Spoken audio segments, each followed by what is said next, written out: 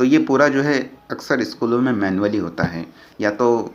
button दबाया जाता है बेल का, या तो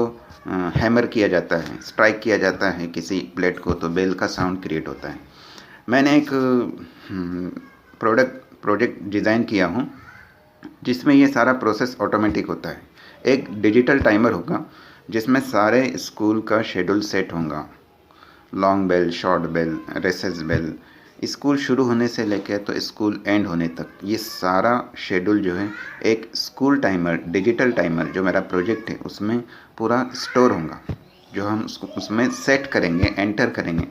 और रिंगिंग बेल जो है उसके आगे कनेक्ट होती है,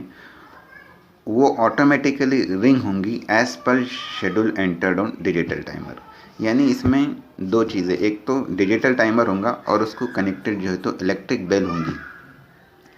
यानी जो बेल मैनुअली